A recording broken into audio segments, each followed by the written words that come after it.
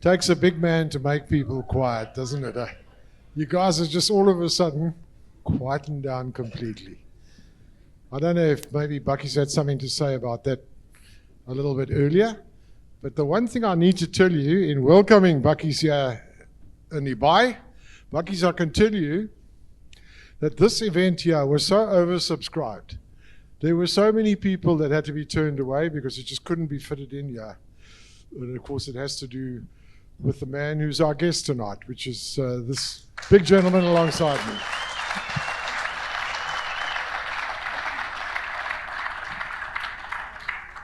A couple of years ago, I was chatting to a big rugby follower, and he said to me, what rugby friends have you got? And I said, look, I've got plenty of them. You know, I played with some, commentated with others, did this and whatever.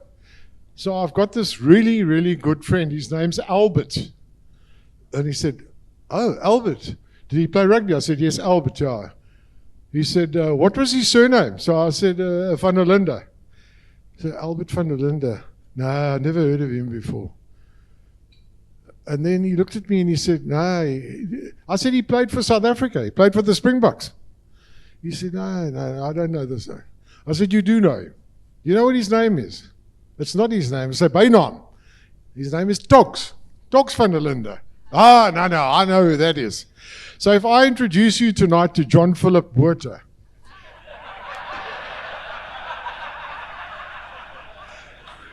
you're going to say, who the hell is that?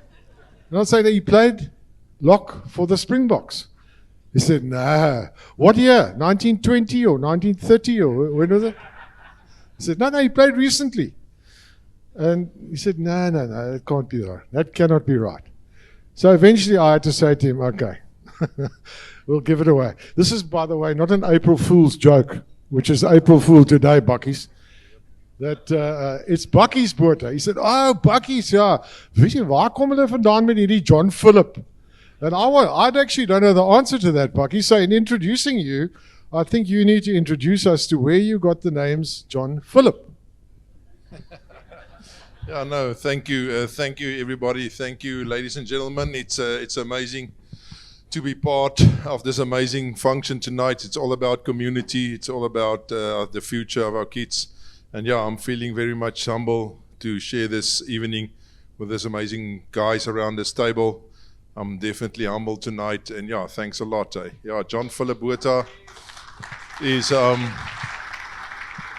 it's actually my dad's names. Yeah, and believe it or not, I'm just gonna switch it around and just gonna tell you guys where Bucky's comes from. It's always in Afrikaans we call it Bucky's is the face.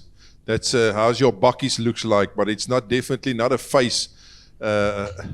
According to my face, it's when I was a small kid, I had bow legs, and they call that bakbene in Afrikaans.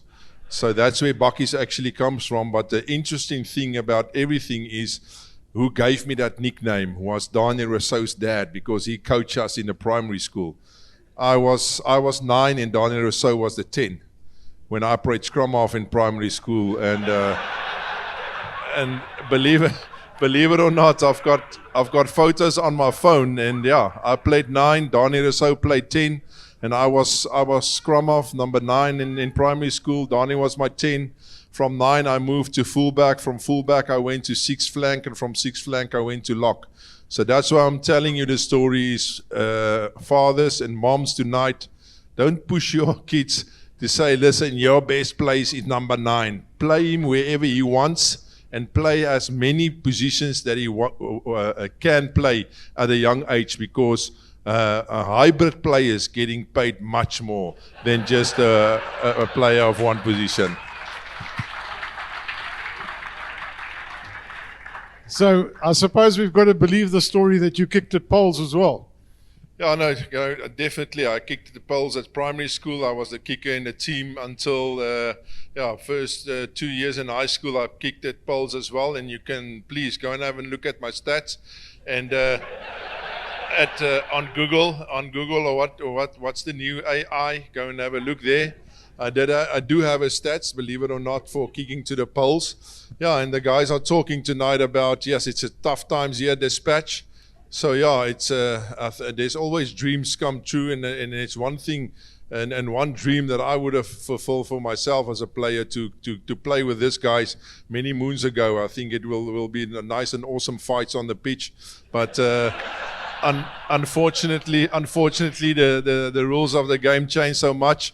But I must say, with that, with a tongue in the cheek, I think there's no other place to start your career where I started my day when I put the pen down in my matric exam, and I did make matric, believe it or not. For the guys that think forwards haven't got a little bit of brains inside, we do have, and I put my pen down and I signed my first contract. But where did I start my rugby career after matric? And there's no better place, because the foundation in anything in life must be tough and hard.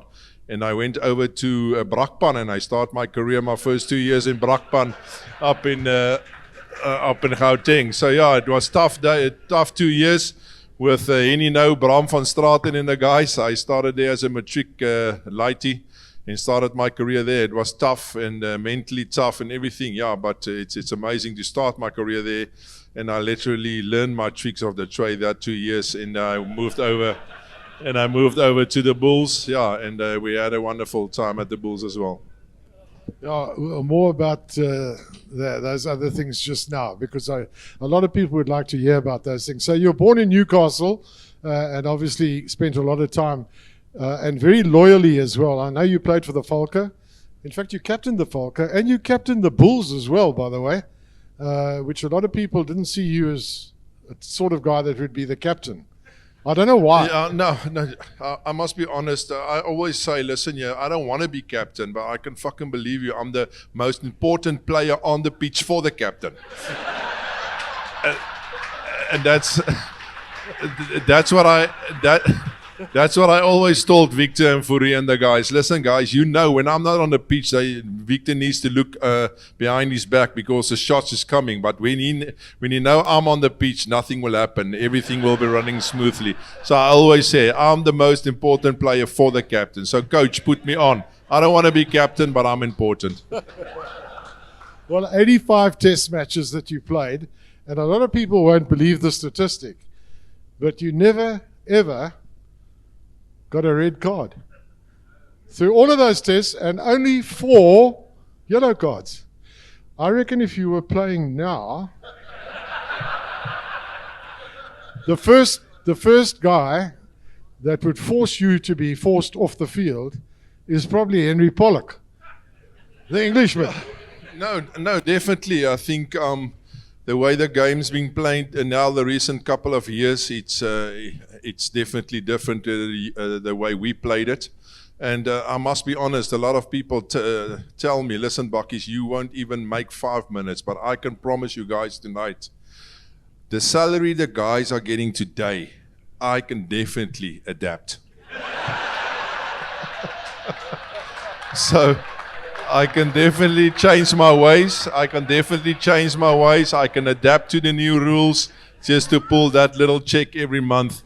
Because sometimes when I'm in France, I was my last 5 years in France, when times are getting tough, I just stop at the bank, draw a little bank statement, look at the balance, and I said, fuck, that's it, it's looking good, I'm off again. So that keeps me warm. So yeah. No, but yeah, like I said, I'll be honest, I think the grunt in rugby is starting to disappear. Unfortunately, they're making it much quicker, much faster. The guys is used to run a lot in the games, and yeah, it's 1, 2, 3 phases box kick. 1, 2, 3 phases box kick. The aerial battle is playing a massive role in today's rugby. Yeah, but I won't give it away for anything to the era that I played my rugby in, from 2000 professional to 2015. I wouldn't change it for anything. It was an amazing time for me to play rugby in that era and to be part of that little bit of history in Springbok rugby and in Bulls history.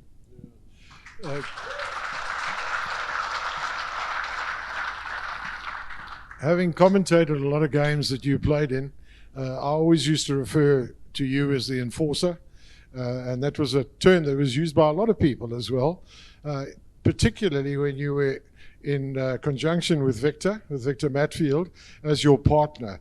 The most amazing thing is that, and a very true thing I think as well, is that in South African rugby, with respect to everybody else, and including Audrey, who's here as well as a lock forward, I don't think South Africa has had a better lock combination as a team with you and Victor. Victor, had different qualities to yourself. But I think you guys played, 65 tests together, so you knew each other well too. But the guy that you gave the biggest nightmares to was your captain, John Smith, when he was captain. Eh? You made things really difficult for him with Matt Stevens. Tell us what happened there. Oh, no, now you're going to hear the true story about Matt Stevens tonight. And I always say, and a lot of people, and I go a little bit off the line when you ask me questions, but I want to share it to you with your people tonight, because if you look at all the exclusive bookshelves and everything, there's no book called Bakkies Botas, End Lock, End Partner, whatever, blah blah. Because I'm not into writing a book, because some players did write a book and he made actually shit after he wrote his book. And now he needs to put that extra chapter into his book. How the hell do you do that? But in any case, for me, John Smith was an amazing player and amazing captain. And there was a lot of ins and outs. Yeah, but he's not the best player to be in the squad, according to Bismarck. Yeah, Bismarck was the better hooker. But for me, there wasn't a better captain than John Smith. And I played under amazing captains. Don't take anything away from the other captains I played under, but John Smith is one of a kind. We're still good friends till today. And why? Why is the reason? Because he always get every single player at the best of his ability come the weekend. You need to blow some air up some guys' asses to be better than the weekend. You just leave me alone. Just tell me what to do, and we do the job, and we write a little bit of medical certificates out, and we do a little bit things on the pitch. But don't come and hassle me before a game, but you need to hassle a few other guys. So John was amazing with that. Yeah, and Matt Steven incident, a lot of guys says, but Bakkie said, and I said to Victor and I said to John, listen guys, you need to give me a kickback on all the functions you've been invited to, because they'd always tell you guys about that specific stories. And it's actually flipping my story. It's not your story. So now and then I get an EFT of John and Victor and the guys, a little bit of kickback on the functions. Yeah, but anyway, it's not that I said to them, listen here, I can't believe that he's from England, but he's actually originally from South Africa. He actually had a nice article in the newspaper that he talked himself up, and he talked the England pack up, and I thought to myself, no, this guy need to be learn a lesson this weekend. Comes this weekend, fucking finish and klaar. And that was actually the real reason, because ons boere, ons praat maar min, maar ons kan ons doen baie, jy weet. And the weekend came, and I thought myself, we need to switch. And not even Victor knew what's going on. I said to Victor, come this side and that side. And one stage, John was looking down, and he thought, now I'm on the left-hand side, and I'm not on the left-hand side. I'm always behind him. And he was quite, what are you doing? Yeah, and the shots was for firing, everything sorted out. And yeah, it wasn't a good shot, because he came back after halftime with what, 7-8 stitches, and I switch again.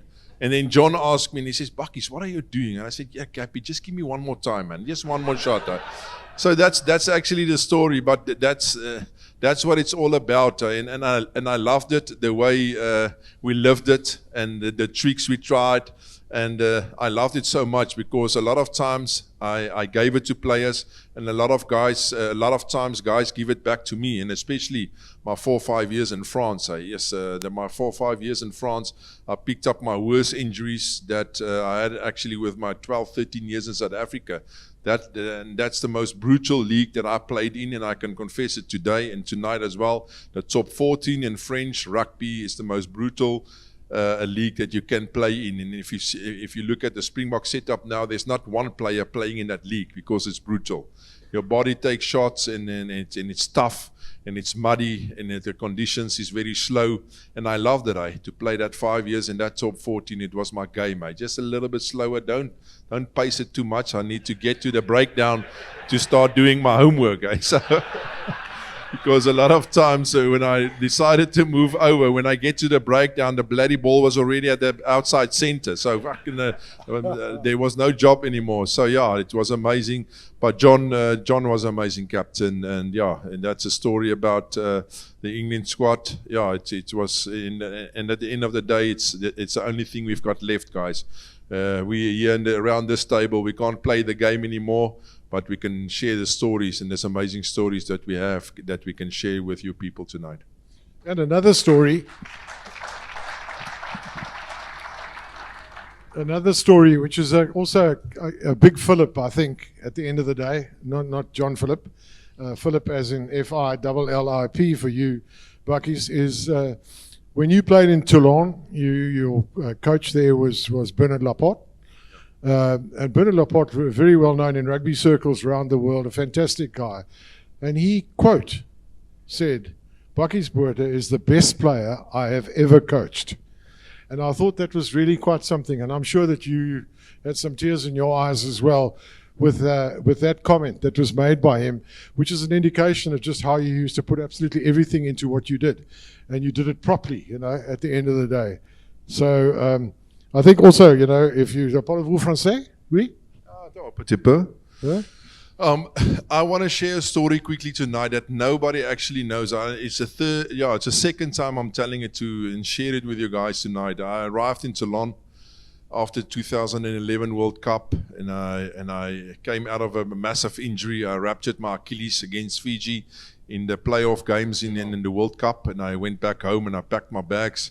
And it's a very strange setup in France because they singularly got owners in the clubs. It's not like in South Africa, SA Rugby oversee all the clubs. It's one guy that owns the club, and he calls the shots. He didn't call me, didn't phone me, didn't send me emails. I was in Neverland. I just packed my bags and I said, I must go now. I need to be 1 November. Arrived there, and he thought I ruptured my Achilles completely. And yes, it was tough times for me.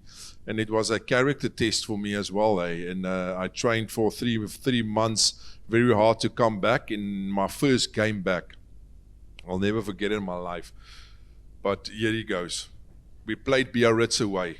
French top 14, newspapers, front pages all over France. The enforcer in World Rugby is back on the pitch again, everything. And that first ruck, I was busy with 3 players in the breakdown, and all of a sudden, I felt a burning feeling from behind. I thought to myself, this can't be. And I was this flippant feeling, but I will tell you guys later what happened. And I turned around and I thought, this can't be. And I saw our scrum half, a French scrum half. And I whacked him, a 5-star, but I whacked him as hard as I can. And he was so upset, he walked off. And I said, how the fuck can you put your finger up my ass? And he said, pas possible. That means impossible, it's not him. And I said, no, but you were standing just behind me. And I couldn't believe what happened. I was so in a flat spin, but in between I was still flipping busy doing my job at the breakdowns and doing all this stuff. And yes, and I never do video analyzing, never in my life. That's what Victor does. He does the homework, and I produce the weekends. And the first time ever on a Monday morning, early, first player at the club watching the video. What the happened, because I need to find out what's happening. And I know some of the old guys will remember he played prop for France a few tests, I think 15 or 20 tests.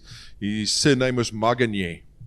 So he was a prop, he played for Biarritz. Yes, and he was lying on the bottom of that breakdown, and he did the deed. And I thought to myself, what the hell, is this the flippin' comeback of French top 14 rugby? Because it's brutal. And what worries me the most of this whole incident, he was fucking on the money. First time on the money. So that was quite a hectic feeling for me in my entire life. That was the most, yes, that burning feeling I can't describe to anybody. But yeah, that was my first game and my first match in top 14 in French league. Yeah, so it was not a feeling that I want to share to anybody, but yeah, it was a feeling that was great, a disgrace. But yeah, that's top 14. And did I get him back? I definitely get him back, but I can believe you tonight, it wasn't in the same way. You blow a kiss at him. And a lot of people see that, you blowing kisses to players that you've just poleaxed or they try to poleax you. Where does that come from? This blowing kisses, because it probably is really irritating to the recipient. Yeah, no, I think when you're getting older in your rugby career, you need to find some different ways. Because just a quick one as well. When I played against, apologize, Hena, it's against the Lions and Loftus, and they had a prop there. They called him Varkond. He had crinkle hair, and I knew I was at that time when you hit 30, 31s.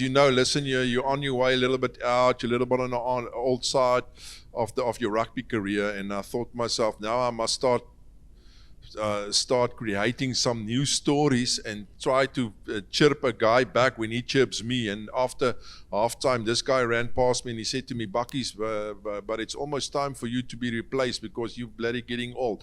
And I said to him, listen, buddy, they tried to play me 80 minutes against the small unions. And then he got quiet. And yeah, the other story about the kissing, I think a lot of time when you play this enforcer role in the world rugby, you always think, listen, yes, this player is the enforcer in world rugby. It's brutal, it's ruthless, it's stitches, it's blood, it's not holding back.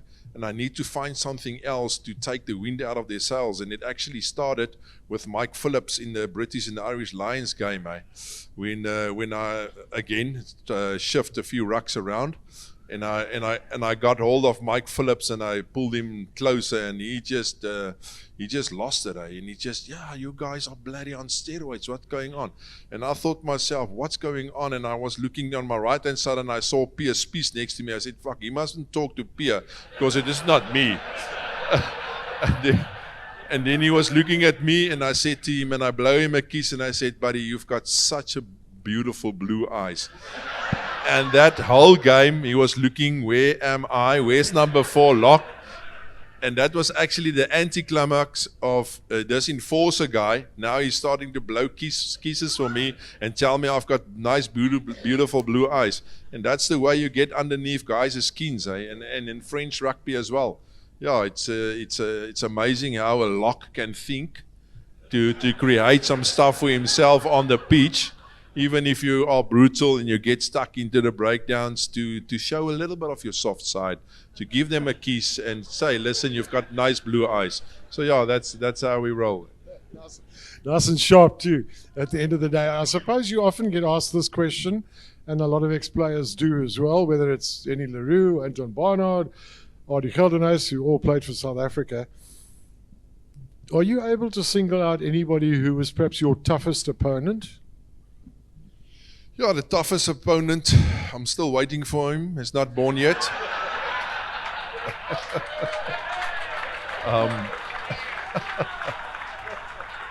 But with all due respect, and again, and I say it with all respect, I want to say it tonight. I would have loved to play with these guys around this table tonight. I think it was more brutal, in a nice way, get stuck into each other at the breakdowns. It was ruthless. The era these guys are played in. I came after their era. It was ruthless as well, still going. But today, it's nice ballroom dancing, but I'm enjoying it. Still enjoying the game. But yeah, but it was always tough to play against the All Blacks. You measure yourself with the best in the world. And I believe today that the All Blacks is not even close to the team they were 10, 15 years ago. And yeah, they need to change some critical rules and regulations in New Zealand to pick their players all around the world, because that's where the game are moving. And that's the first rule Rassie actually changed the day when he took over as Springbok coach, to tell SA Rugby, listen, I need to pick any player anywhere in the world to come back to South Africa to play for South Africa. So yeah, the days when I played there, you always measure yourself against the All Blacks. It was always a tough game physically against the Brad Thorns and the Ollie Williams and the Richie McCaws that always pushes you at the breakdowns. Because I always approach the All Black when Richie's still play. I need to make the breakdown as ruthless as possible, that he must think twice to try and steal that ball when we're on the attack. And if he thinks twice, it's too late. So yeah, it's that's how I approach it. And when the haka is in front of you and they're sticking out their tongues, what is Bucky's thinking? I'm already thinking, because John always tell me, listen, Bucks, we've got a kickoff on us, or we've got the kickoff. Then yes, I'm getting my palms are getting sweaty and I'm getting excited. And when they're sticking out their tongues, I know that ball is already flying over the 10 on Richie McCaw, and where that ball lands, fucking everything must die there, rightly there. So that's how I approach it. And I watch actually the rugby this week, North against South, because I'm not missing any rugby match at all. If it's Varsity Cup, if it's North is against South, if it's Currie Cup, if it's URC, if it's, you name it. I love my rugby, not coaching at all. I said rugby is part of my life. It wasn't my life. But I always say to I told my boy this week, listen, why do they kick the 3 points and not going for the corner? No, you don't know. I said, because they do have respect when they take the 3 points for the penalty, because they know if they kick for the corner, there's no respect, because otherwise, when I played in the Bulls jersey or whatever, when the team kicks out in the corner, they know, listen, they're going to fucking die in that drive. But if they go for the 3 points, or the guys are chasing on the pitch to give the cone to the fly off to kick the 3 points, then you know that team is start getting respect for you. They don't want to go for the corner because they know they're going to die in that drive, for kicking it out to try to put up the drive for the 7 points. Yeah, and that's what it's all about. It's just that grunt to bring it to the pitch and to make a difference wherever you involved in your area where you're involved. You must let the guys know your presence and your approach to them. Well, the question around the toughest opponent, and I mean, you've mentioned quite a few names now as well. So I actually wrote a name down that I thought to myself afterwards, hang on, I don't know how many times you might have played against him, but a guy that I thought you might have considered was not a New Zealander, and that was Martin Johnson. Was he? I know a lot of people have said, Martin Johnson is probably one of the best locks in the world at the time. Is he a guy that you would have sort of had up in that sort of top 5, or? No, it's like the English say, the English team now will beat the Boks. It's the fucking same concept that I'm trying to say, that Martin Johnson was the best lock. So it's the way you see it. But no, to be honest, I think I played against Martin my first actually Springbok World Cup game in Australia, 2003. That's why I'm not going to Australia, because I don't know, it's not a lekker plek that day. It's and at times it's so difficult. It's to be in South Africa and play and watching the World Cup is going to be early morning. So you're going to need to have your braai out and your T-bones reg vir 7 uur die oggend. It's a bit difficult. But I think Martin was in perspective. He was a world-class player, but I think he stood out as a leader. To be honest, I think if you really twist my arm and say, hey, you must give me a name. I think there's 2 names that stands out to be heavy competitive when I played rugby. Was Brad Thorn of the All Blacks. Yeah. He came from league to union. Yeah. And then a good old friend of me still today is the captain and a world-class player for me, because he was a thinker, he was a leader, and he got stuck in was Paul O'Connell from Ireland. He was an amazing player, an amazing person as well, but he always knew he had to cut out, and you can listen to Victor as well. Yes, and at line-out time, he always understand the line-outs as well, and the ball carrier, and the influences he had in the team was amazing for me. But definitely Paul O'Connell and Brad Thorne was one of the two standout guys for me. Yeah, Martin was there as well, but for me as a leader, he stood more out for me as a leader to lead the pack, and that amazing England team that won the World Cup in 2003 with players like Johnny Wilkinson I played with in my last 5 years at Toulon, and the most professional player till today that I met and worked with in my entire life, and I believe till today, there wasn't the most professional guy and hard on himself, a player like Johnny Wilkinson, and yeah, and it showed it in his career. So yeah, definitely that lock stood out, and yeah, but at the end of the day, it's the game changed so much in the way the locks are playing the games today. It's one or two rucks, not even proper rucks, hitting rucks, cleaning out. It's just a scan. And then the aerial battle, these couple of last few years, you're getting world-class locks that chasing box kicks. Yeah, I would have still chasing box kick if I could have chased box kicks.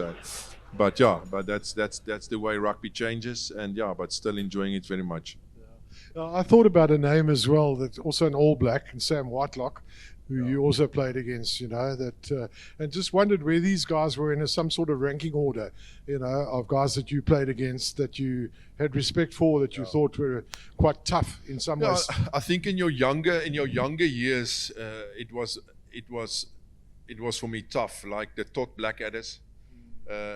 They were tough players, but I actually when we start playing with the Bulls under Heineke, and again, it just.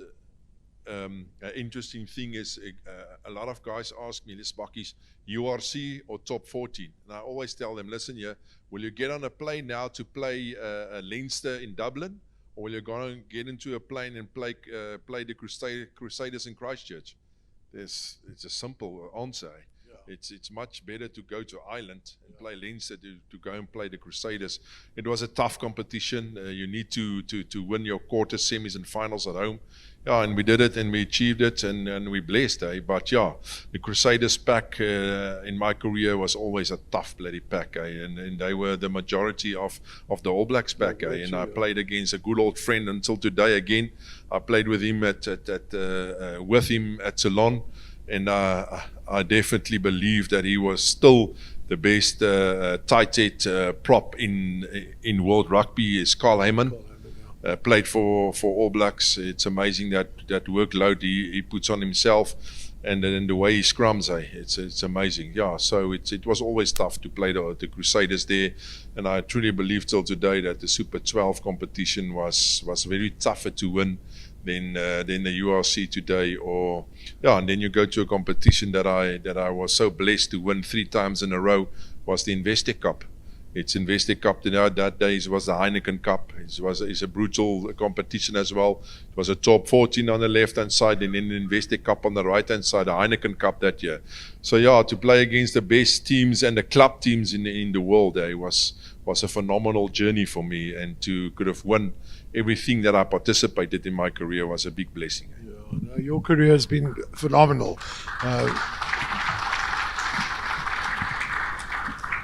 But Bakkies, like everything in life, there's an end point.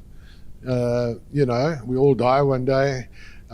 We all have to stop playing rugby when we get too old or injured or whatever it might be.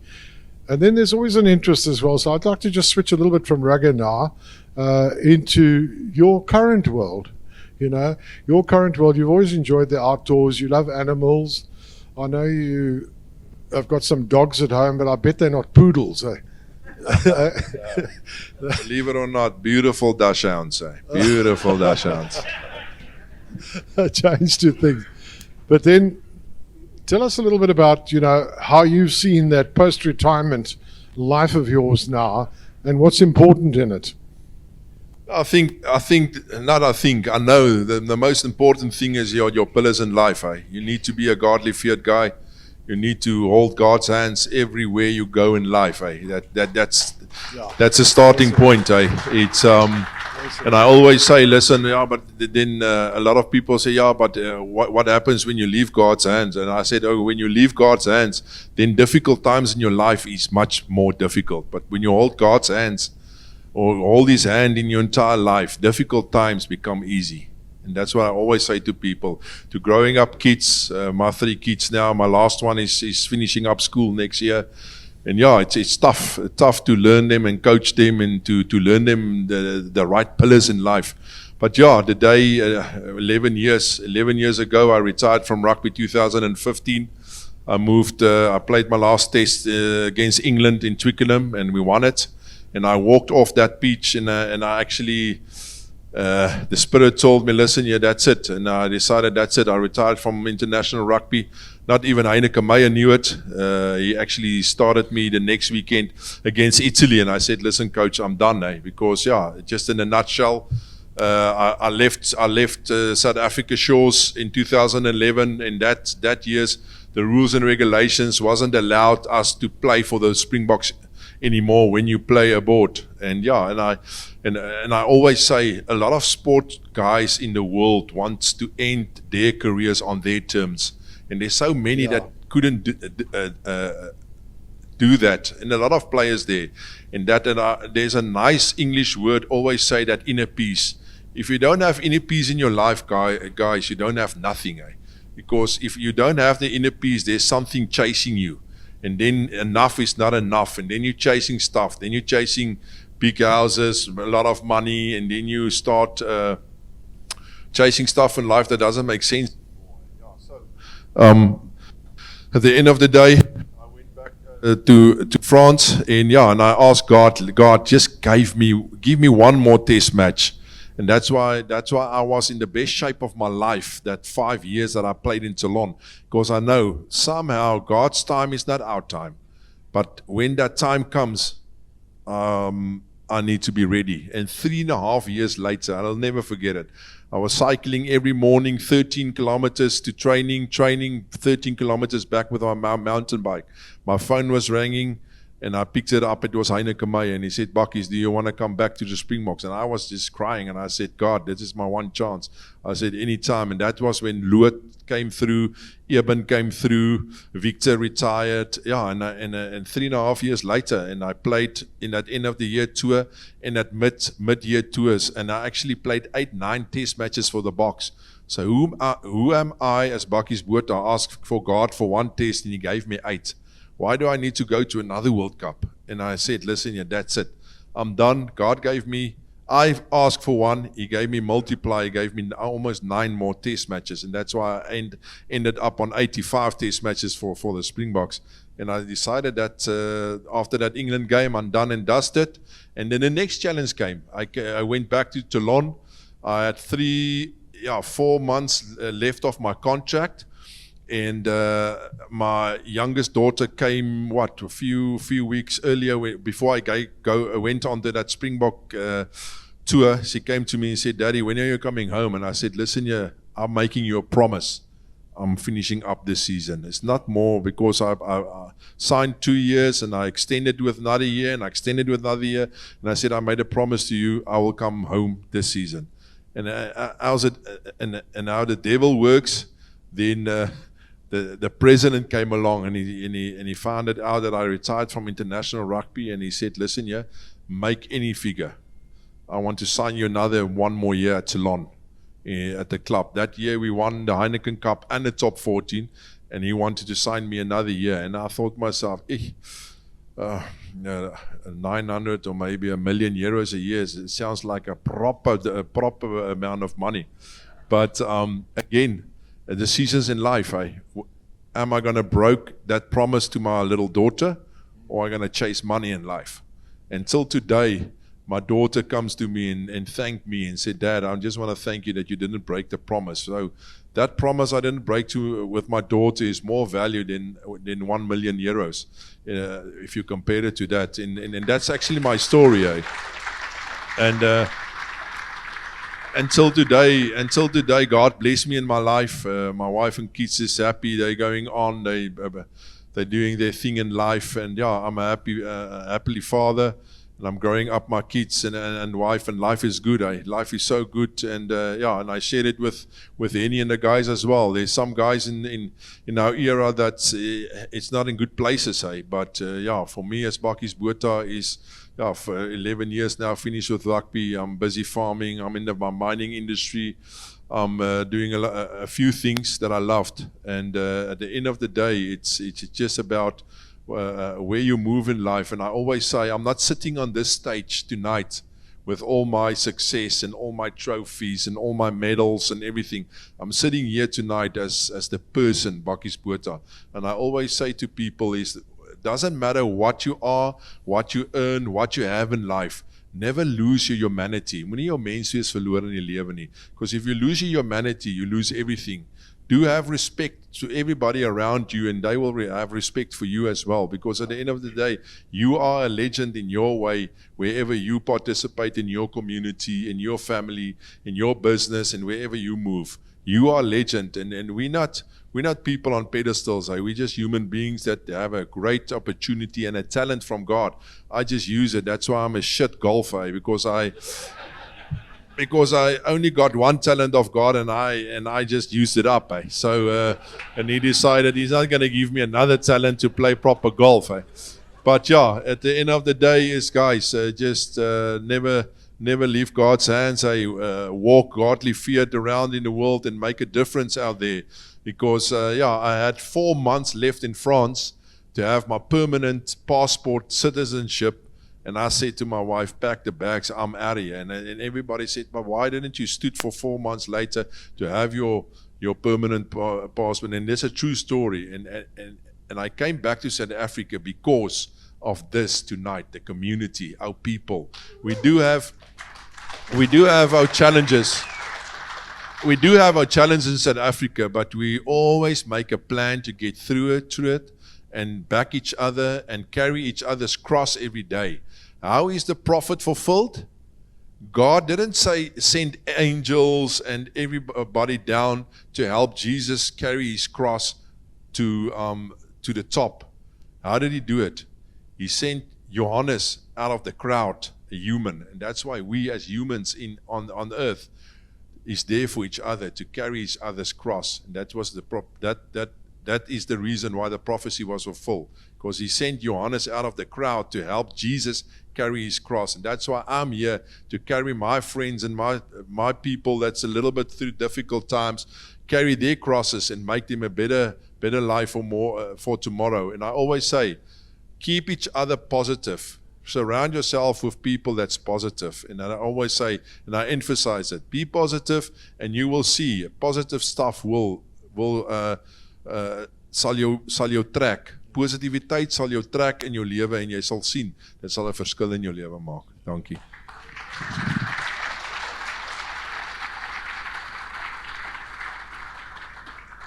Just listening, Bakkies, just listening to you there now, talking as well, you know, from a religious standpoint, a Christian standpoint, you know, and as you, I'm sure as well, Andrew Johnson there, Henny LaRue, Anton Barnard, there's a whole bunch of them as well that are very involved in the ministry, and going out to old age homes and even to schools, you know. And I think people that have a name that's well remembered or well known also adds so much value to the message that you're looking to convey to those people. So I think a lot of what you said tonight, you know, rings true for me personally, but certainly rings true for them too. But when you came back, was it then that you opened Bakkies the Butcher? Yeah, and actually Bakkies the Butcher, they actually made banners in France because the way that I played the game, they actually butchered the guys on the pitch, and they started before I start this little story as well. And I always say it's so much easier in life, because there's so much things going on in life. It's so much easier. Are we busy with world order, or are we busy with God's order? Because your life is so simpler to follow God's order. It's 10 rules in the Bible, and I know that if you follow that 10 rules, yes, life is good. And I know there's challenges, but sometimes the world outside is upside down. And I've got three of my own kids. It's difficult. If I know what I know today, I'll just flippin het ek net worshonde gehad. Want to grow up kids, it's a challenge. It's always prayers and everything. But yeah, I opened up Bakkies the Butcher, but I closed it down a few months, not a few months, 7-8 months ago, because unfortunately you need to trust your jockey in the butchery with your life. If you can't do that, and I think in any business, you need to have your hands on. I was a lot on the road to do the farming and all that sort of stuff. Yeah, but it was closed down. But again, Bakkies the Butcher actually was born in the south of France, and we started making boerewors because yes, meat is expensive in France.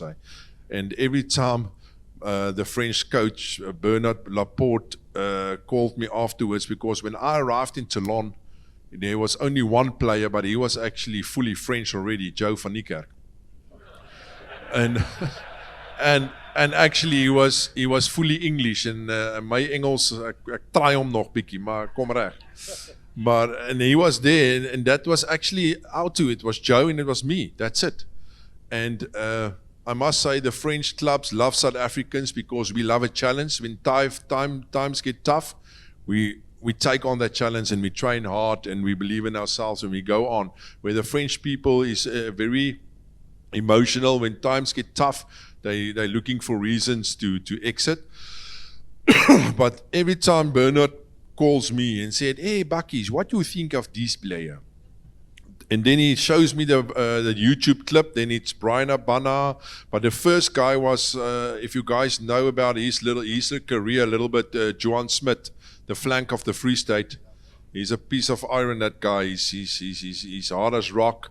And he went through an Achilles tendon tear, but he didn't get any contract anywhere. And I always looked at the player.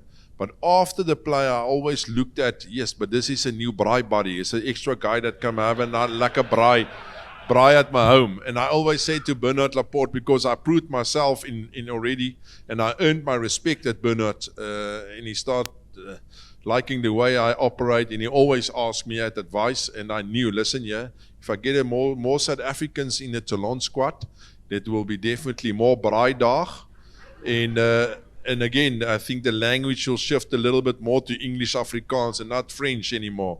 Yeah, and we started off with only me and Joe. And at the end of the day, we were 11 South Africans that I actually was the agent in brackets that I always say, yeah, and we ended up, it was Joe, it was me, it was Craig Burden, the hooker of the Sharks, he came over, it was Brian, it was Johan Smith. And there was a lot of South Africans playing there in that Toulon side. But yeah, that's where the Boerewors was born. Bakkies the Butcher Boerewors. Every Wednesday evening we had a barbecue at my home in Carqueiranne. That was the little town in France. And yeah, and all the Australians, Castro Giovanni, the prop of Italy, he came around. We had a massive braai, and I actually start coaching the Aussies, Matt Gito and Drew Mitchell and the guys, how to make a fire. Yeah. Because you believe it, I promise you, this is a true story. They throw the wood and then they throw the blitz on top of the wood. And I said, no guys, this can't be. It can't be.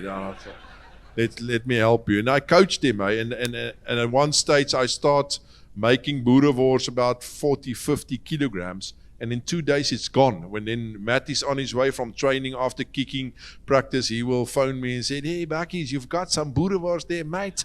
And I said, "No problem, mate. I'm just leaving 2 kgs at the front porch of my house." And then I leave 2 kilograms for him, and then you hear the scooter comes in, he picks it up and he goes. And that's where Bakkies the Butcher was actually born. And yeah, and what's a nice story for me about this whole setup is that is the stories we left behind until today in the south of France. all the guys left their footprints there, the legacy stories, and that's how the story of the streets are calling the name of the players that was involved in that glory years in Toulon. Yeah, and that's what it's all about. To walk in the streets of Toulon, fanatic crowd, people. They go to the bank to make a loan to buy for themselves season tickets to go and watch Toulon to play rugby in the top 14. That's how passionate the people are about French top 14. Yeah, so and that's the legacy we left behind. So the Boerewors is all around France, in the south of France. Bring it back. Yeah, but it's amazing. That's what it's all about. The stories that we can share tonight. You've got to show them. You've got to show them how to make a fire. And there's a few guys in this room that know how to make a fire. It doesn't include me, by the way. I'm useless at that. So in your case, the Blitz went on top of the wood. So I used to spend a lot of time in Germany with Adidas, with the company I was working for.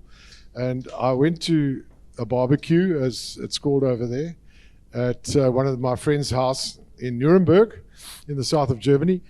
And he had quite a big plot. And I saw that there was some wood there, but the wood looked like it was very wet. So I just left it, and I said to him, "Do you need any help here?" And I was hoping he would say no, because I couldn't help in any way. But I saw he had a blowtorch, and he used the blowtorch to set the wood alight. And it took flipping ages, of course, for the wood was quite wet. And then I said to him, "Look, there's a different way of doing this." So he said to me, "Well, show me." And I said, no, now I'm in real trouble, because I need a Bakkies Botha here, or Keith Reed, who's with us tonight, who's very meticulous about the way that he makes his fire and builds his little pile and whatever it might be, you know. So throughout the world, what you do, or what you did, Bakkies, is a legacy, a braai legacy that's now in the south of France, eh? Yeah, no, definitely, and that's what it's all about, is to leave a place in a better state that you've got it, and that's what it's all about. A nice barbecue, a nice braai, and I must say, I'm so privileged to have a property here between George and Mossel Bay, and I'm definitely, guys, please don't buy your braai hout by the garage hier teen die kus. Leave it alone. It's gonna looks like your house is on fire because it's still wet. I can tell you that. So I'm bringing all my mooi harde kool, rooibos, harde hout uit die bosveld uit with a truck down to the coast, and dan kan ons lekker braai, because I'm feeling so sorry when I fill up my car at the fuel station. I see this guy buys this little wood here at the garage here at the coast. Here he's gonna struggle tonight with his fire. It's gonna look like his house is burning off. Yeah, but yeah, again, it's a passionate. It's in our DNA. It's South African. And yeah, I think we can't be in a better state of mind to be a Springbok supporter at this stage. The team are doing very well, and I truly believe that we can do it 3 out of 3 coming next year. So yeah, getting your braai hout en jou T-bone 3 centimeter mooi 30 dae uit, dan kan ons lekker rugby kyk. So baie dankie.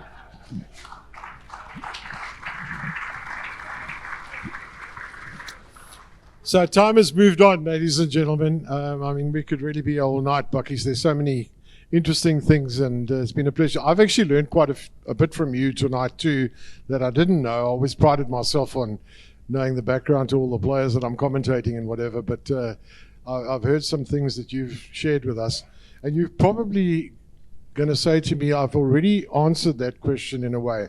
And this is the finishing up question. How do you, Bakkies Botha, want to be remembered?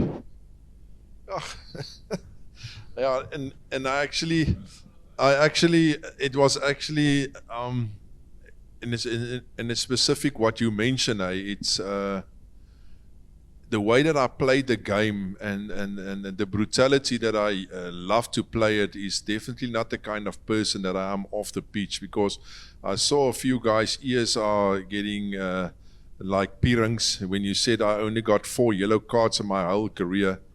and not even one red card. Can't be. It's, but it's true. It's facts. And I always say to people, don't judge a book by its cover. It's you can always judge people by looking on the TV and see the way he plays. And but the end of the day is to remember Bakkies Botha as the real enforcer in rugby and a godly feared man. Because and you mentioned it earlier, in 15, 16 years or 17 years, this place can't even be here anymore.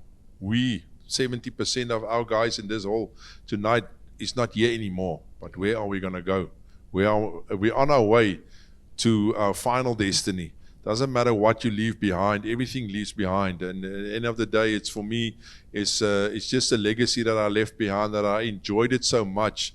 But off the pitch, what difference can you make in die samelewing? What difference can you make outside there? It's the most important thing for me, and that's why I'm here tonight to share my stories with you. And wherever you go, guys, is make a difference in a positive way, and lift up people and give hope. Give hope. And I quickly want to share, you guys, my only charity is Help Yach. We're hunting all over South Africa. We started with 46 kids to give them food. We're at this moment with big blessing of all the people buying in. We're feeding 8,000 kids a day up there in Limpopo and Gauteng and all the houses that we're giving kids food. And it's so much nicer in my heart to give away in life than to take in life. And that's what it's all about tonight as well, guys. Just to be positive and to uplift the community and the people, because there's need outside, just to create some hope outside. And that's what you guys are doing tonight, to come here to fill up this hallway. Mike and the guys, thank you very much that you guys invited me. And I'm saying it in humbleness. It's my first time in PE. Originally, literally at the function, I was always here with the Springboks, playing a few smaller teams here, because we're always one in PE. I knew it. And because it is amazing people, and I'll truly, and I can promise you tonight, I will be back in PE, because it's beautiful people here. It's a beautiful sightseeing here, and to be here and to share with you guys this story. But at the end of the day, you leave a legacy behind. When you think about somebody or somehow, it needs to be, listen, he made a difference. Wherever he goes, he made a difference. And that's the only thing that I want to leave behind is, listen, yeah, Bakkies did make a difference on the pitch, but at the end of the day, what difference can you make off the pitch? Because that's the most important thing, is to give hope for people out there that doesn't have any hope. Thank you very much.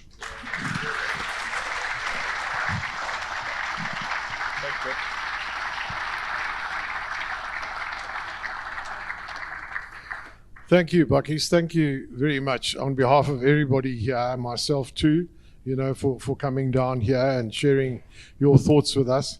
Mind-blowing. I really enjoyed that. I did also mention to Bakkies a little bit earlier, because I know there are some people that might be a little bit shy out there. If you want a photograph with Bakkies, he's 100% happy to take one or have one taken with you. So it's always nice to have sometimes to take home a shot of him.